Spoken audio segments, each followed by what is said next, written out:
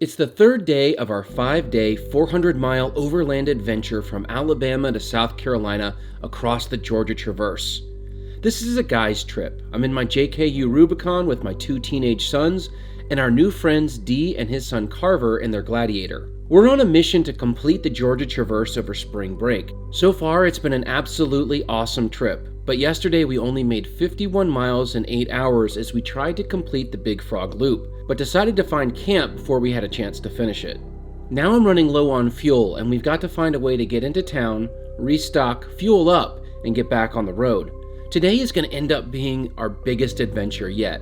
So come on and join the adventure as we simply must go. Good morning. So last night was great. Everyone seemed to sleep really well. I think everybody was very tired and the trip fatigue was setting in. So people slept well, were refreshed. It's a nice cool morning, but again, not cold or anything like that.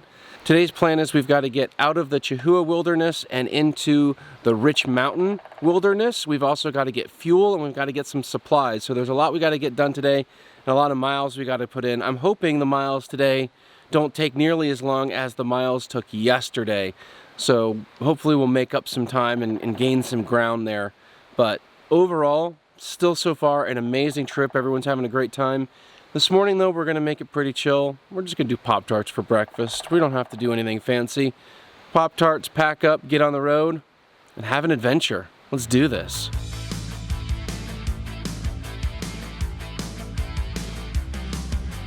Today's video is brought to you by Pop-Tarts. When you're too lazy to make breakfast, Pop-Tarts.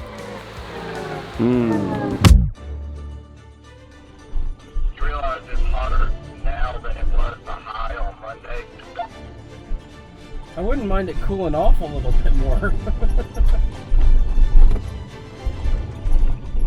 least to take the humidity out, it'd be a lot easier. Wow, check out these rocks like straight up on the side here. The road coming out of Big Frog Loop felt smoother and we started making up some of our miles from the previous day. Yeah, mine's saying 69 miles to empty, but that's not going to be accurate because I'm only getting like 12 miles to the gallon right now. Yeah, I'm getting about 13.4. Alright, so it is day 3 on the Georgia Traverse. We're just finishing up Big Frog Loop and I'm very low on gas. I've got about 50 miles or so left in my tank and we're not 100% sure when there's going to be a gas station that we can get to. We got to get, kind of off the mountain and then back into civilization and to a gas station. So that's the plan. I'm not overly worried about it. I think we've got enough range to do it, and I also have the 2 roto packs, but it's definitely one of those things that's starting to weigh in the back of my mind is, do we have the range to get to gas? And with the trailer and the extra weight and the JKU and all that stuff, we've just not been getting our normal gas mileage. So it's one of those things where we're just burning more fuel than normal, and now we've got to figure out, how to fill up. So I think plan A should be finding a place to get some gas. Yeah, I'm pretty sure the closest that we've got is there on Highway 5, which if we follow it, it's going to take us right to it. So I just can't believe the amount of trash that we've seen on the sides of the road. Yeah, case in point right there. It's a shame. I don't know what people are thinking.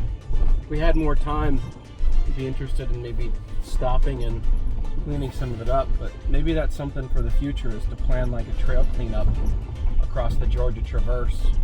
That could be kind of fun. Yeah, try and get a couple other people, like maybe McClellan and Cotty Waffle to join us. Oh, wouldn't that be a thing? I think that'd be awesome. It'd be really awesome is if we could get Will from Venture to Rome all the way out here to help with the cleanup. Whoa, this is tight. YouTuber event? Like, that could be a big deal. He might do it. That's a long trip for him. Yeah, we could maybe get Rob Revere. think we're solving all the world's problems here today. We've come up with some great ideas so far. I think we're making a plan here. I feel like we're the A-team, and all of a sudden it's like, I love it when a plan comes together. That was my absolute favorite show growing up. So do we need code names now? Like, can I be Murdoch and you be Mr. T? Why? Because my hair's line? True story. I'll have to tell you this. This is one of the craziest things that ever happened. So I had a German Shepherd named Scout, and Scout was huge. And Scout never cared about television at all. I could have the TV on and he just, whatever, didn't make a bit of difference to him. One day, I'm watching TV, and Mr. T comes on, and Scout looks up, he goes to the TV, and he starts licking Mr. T. That's awesome. It's the only time he's ever paid attention to television at all, and it was to go give Mr. T some licks. Now that's a quality story right there. Well, I think we all know who Ace would be. That would be Cameron. That's very true. Cameron would definitely be Ace. You know who Carver could be? He could be Stringfellow Hawk in some sort of epic crossover with Airwolf. These kids have no idea what we're talking about. We're building the most epic 80s crossover event ever. It would be like the 80s universe. Then we just need Beeb to join in. He could be MacGyver. We'd have to get him a wig, though. I was thinking the same thing. Beeb would totally be MacGyver. How come we never got that as kids? How come we never got the epic crossover events? Like Knight Rider showing up in an A-Team episode?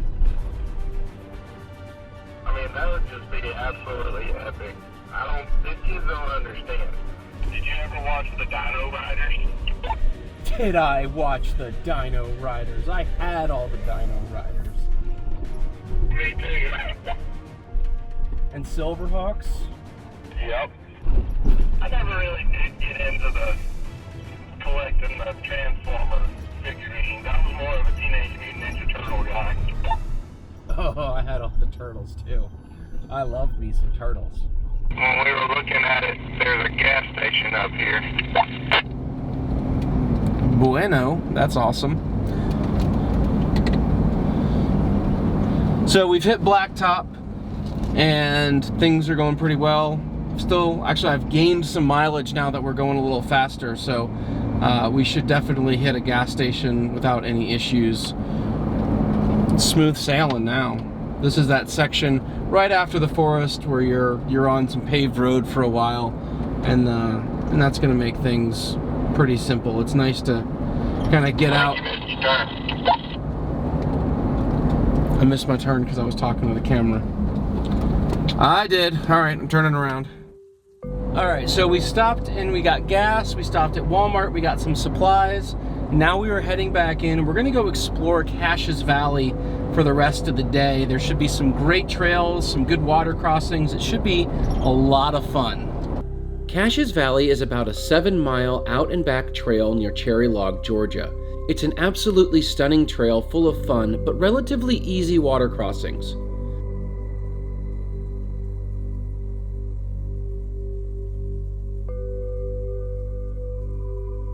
Up until this point, it was by far my favorite section of trail, and even now, looking back at it, I think it's absolutely a must-do for anyone doing the Georgia Traverse. Dee and I felt like kids playing with toys as we drove through water crossing after water crossing.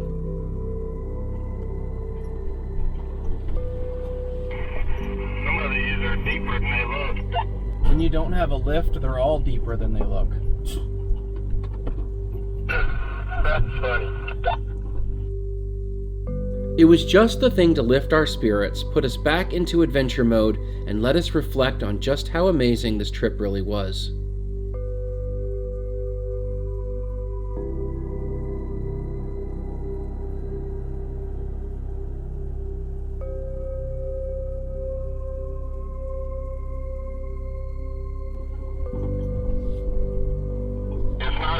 really difficult trail, but it is absolutely beautiful back here.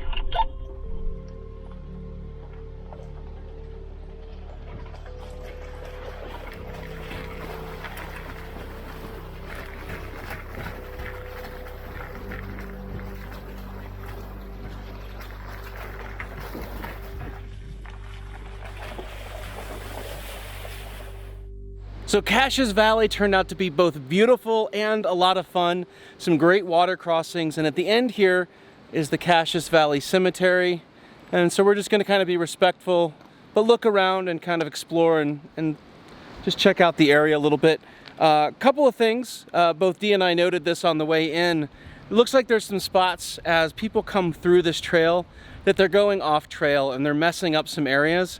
And that's going to end up causing problems in the long term, not just for the trail itself, but for everybody, because they're going to end up closing places like this to the public if people are abusing that. So if you're going to go down a road like this, be respectful of it, be kind, tread lightly, don't mess anything up, and just stick to the road.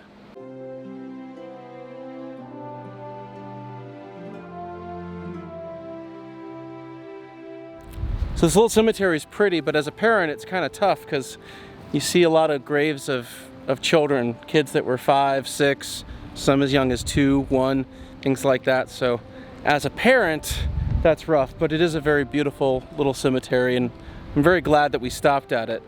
Be respectful of these kinds of places too. Don't leave trash, watch where you step, all that kind of stuff. It was time to head back to the Traverse, which meant we got to do all the water crossings again, and that was just fine with us.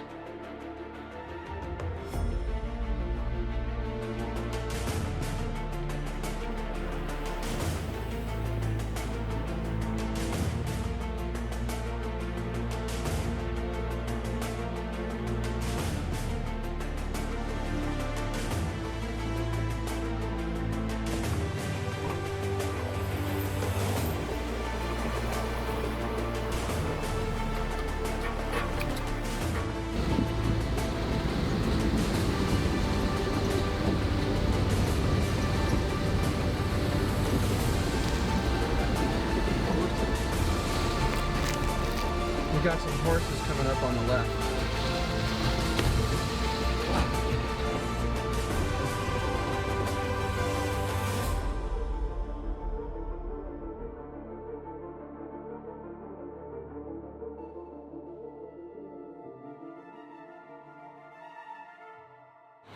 All right, Caches Valley, definitely worth the detour. Put it on your list if you're gonna do the Georgia first. We're gonna be on paved road for a while, so we're gonna go ahead and air up until we get back to dirt, because we've got a pretty long stretch of blacktop, I think, and then we'll hit dirt again. So we're gonna air up and then keep heading down the trail. What are the 3 main invasive wildlife species that are found in South Carolina? I'm gonna go with feral hogs. The coyote and the armadillo. Coyote and armadillo? I wouldn't have guessed that. We seemed to be making good time, and one of our goals was to see as many of the sites along the way as possible. So we detoured again to Benton McKay Falls. So we've decided to make another detour. There's a waterfall that we're stopping to go and check out. It's about a half-mile hike from the road, and well, quite honestly, this is why we gave ourselves so much time to do the Georgia Traverse, is so that we'd have time to stop and explore and see all the pretty sights. Well, not all of them, but see the pretty sights that we wanted to see along the way. So hopefully I'm in shape enough to hike a half-mile to this waterfall. All right, so Dee and I, we're lagging behind a little bit from the kids. They're way ahead, and we're just trying to survive this. But it's not too much farther. We can see the falls already. We're just trying to get to the top. We're gonna tell them we just want to make them feel good. Make sure they didn't fall or anything. Don't tell them we're just old and tired. But it's mostly because we're old and tired. We got lied to. A little further back, we could see the whole waterfall, and someone told us, you go to the top, there's more waterfall. It's really pretty up there. No, it's fine. We saw the whole waterfall down there where I was less sweaty. You don't have to go all the way to the top. It's beautiful. It's dry, ice cold. It's negative 100 degrees. All right, we made it to the top. Top wasn't what we hoped. The middle was really the best part. Got some nice breeze there, cooled off, and definitely managed to get my cardio for the month in, so that's a bonus. I really do need to start working out again. I got gotten pretty lazy, and this little hike has proven it. So, guess it's back to the gym when I get home. Back on the Traverse, we headed into the small town of Aska, where I found something I wasn't expecting. We found Sasquatch. He's right there. I don't know why everyone's been complaining. He's just right there. As we crossed the Shallowford Bridge, it felt like we weren't just crossing into a new area, but into a new aspect of our adventure. From here, it felt like we'd be leaving civilization and we'd be on our own, out in the middle of nowhere, hoping to find a campsite.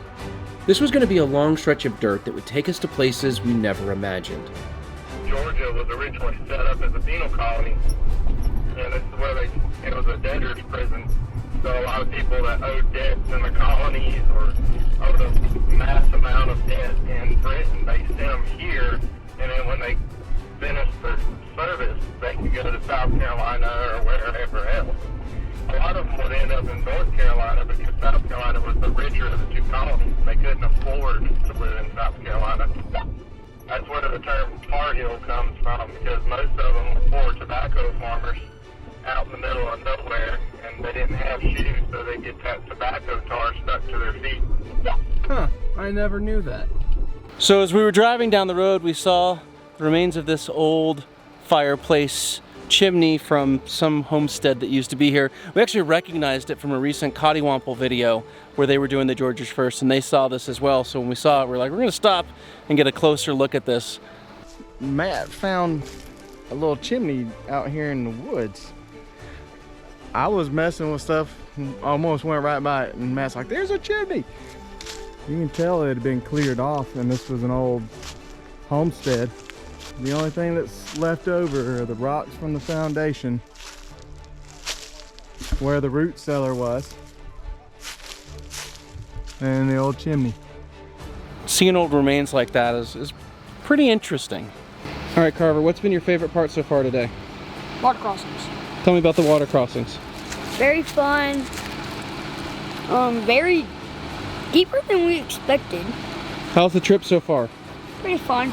Pretty boring. Wait, pretty fun, pretty boring. Those are opposites. All right, so we've been on dirt for a little while now, and it's starting to get late. It's about 5:30, and we're in hunt for campsite mode. And we just found this little offshoot, and it's a pretty tight fit, and it kind of goes uphill. And so we've sent D up ahead to kind of see where it goes and if there's a campsite and if there's room for the trailer or the trailer to turn around. Didn't want to go with the trailer just in case things got real tight and just dead-ended, and that would be a really hard thing to do and turn around. So we're gonna wait and see if this is a campsite. If not, we're gonna keep moving on. But this is the first night that we are definitely not staying at a paid or a free forestry site. So we are on our own to find dispersed camping tonight along the trail. And so that's what we're currently hunting for. We've got some other possibilities, but so far it looks like it's a popular weekend, or a week really, being spring break, for people to be out. So during the week we expected to see less people, but because it's kind of a holiday week, there's the potential for more people to be on the trail. We haven't seen people on the trail, but we've seen people at campsites. So that's all we know at this point. So we're hunting for our campsite for the night. Matt will not be able to get up this.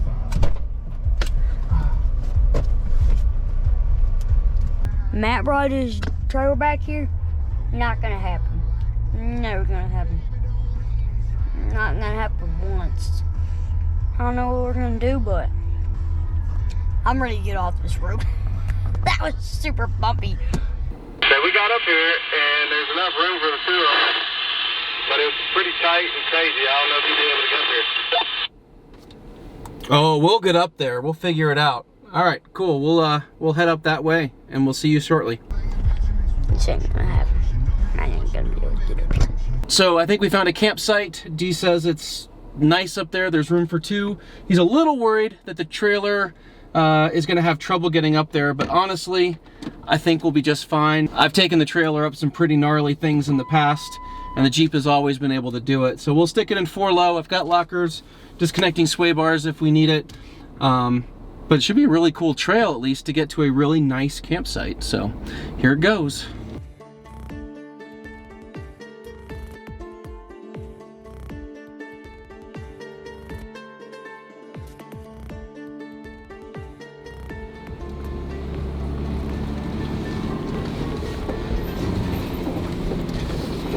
This is a really cool little offshoot. Definitely one of the more technical things that we have done on this trip. It reminds me a little bit of some of the offshoots that we did on the Scar to find some camping sites. So this has got much more of a climb to it, but it's definitely cool. And according to D and Carver, the view from the top is spectacular.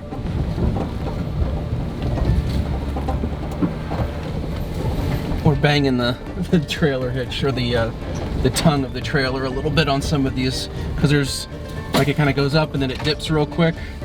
So if you hear a loud bang, it's the probably the tongue of the trailer.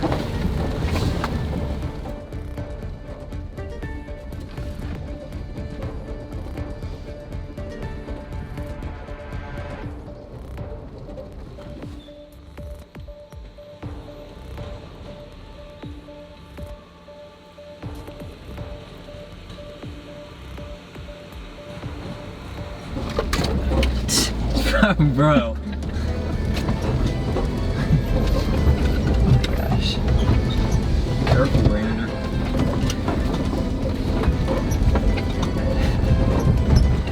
I'm just gonna fall off holding this dang camera. Oh my gosh. This trail is awesome, but it's getting very tight and overgrown. This is not something that I think is used tremendously often. So we are definitely probably putting a couple little pinstripes into the Southlander. She's earning her stripes today, I think. But very cool trail. No trouble actually doing the trail. Just a little bit of scraping the tongue of the trailer on some of these little bumpy areas. But from a purely capable standpoint, it doesn't have any problem doing this, so that's good. Oh, I think we're almost at the top. Oh, I can't wait to show you these views. Oh my god. Man, I can't wait for you to try to edit this video with all the shaking. You're gonna get some like dizziness. Holy crap!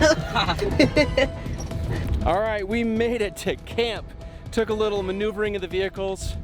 Had to pull the trailer off just to get it in a spot where it could be level. Southlander's here, me and Carver are here. Beautiful spot on top of this ridge. You can't really see it yet, but let me show you the view from here.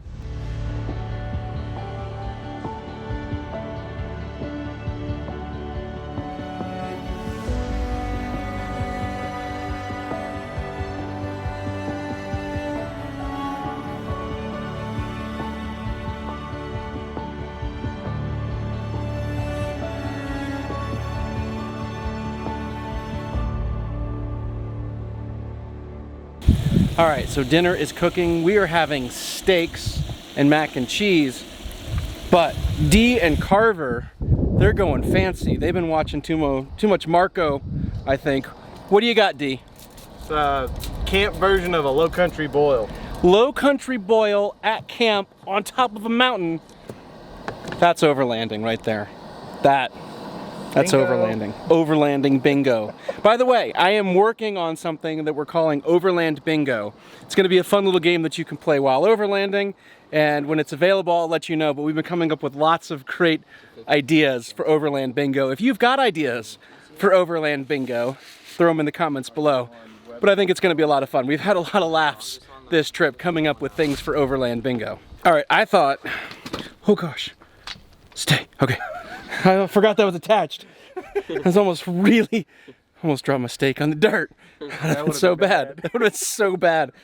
That would have been on the Overland Bingo card too. Oh, yeah. But, okay, so I thought my steak and mac and cheese looked fantastic. Check out this Low Country boil here. It looks so good, I'm so jealous. It smells good too. It smells phenomenal. And just nurture this new friendship and fellowship that we've created here. In your name we pray, amen. Amen. Amen. And keep the weather under control. And keep the weather under control. I hope this is half as good as it looks. There's something about the way food tastes when it's cooked outdoors. It's just different. I don't know what it is. You can do the exact same thing. Inside, but outside. I think it's the amazement of what we can do in this setting. All right, we had dinner tonight. It was fantastic. Those steaks were just what we needed. It is a beautiful night, a beautiful view, but we were checking out the weather reports, and depending on the app we're looking at, they're calling for the possibility of some thunderstorms either late tonight or very early in the morning. And so we're trying to kind of figure things out now, because we are up at the top of this ridge. We are the highest thing around, so if we're getting thunder and lightning, it's not a place that we want to be. But there's also some weather reports that say it's not going to be here. It's going to dissipate before it gets here, so we're keeping an eye on that. But to be safe, I think we're going to pack up camp tonight and just have the tents ready, so if we do have to bug out in the middle of the night or very early in the morning, we don't have to pack up a lot of stuff. So we'll have a very easy breakfast in the morning. If we even have breakfast, we might just try to get into town and do like a brunch or something. So this is something new that we haven't really had to deal with, is major thunderstorms on a trail trip like this. And so we're just trying to play it safe. We got the kids with us. We don't want to do anything dumb. It's a best practice to not be out in the open with lightning and things. So we're gonna stay as long as we can, hoping that things pass, because right now it's just absolutely beautiful. This is one of the best views from a campsite we've ever had, just because it's so high and you can see everything around, but we want to be safe too. So that's where we're standing. We don't know what's going to happen yet, but we're gonna be keeping an eye on this weather.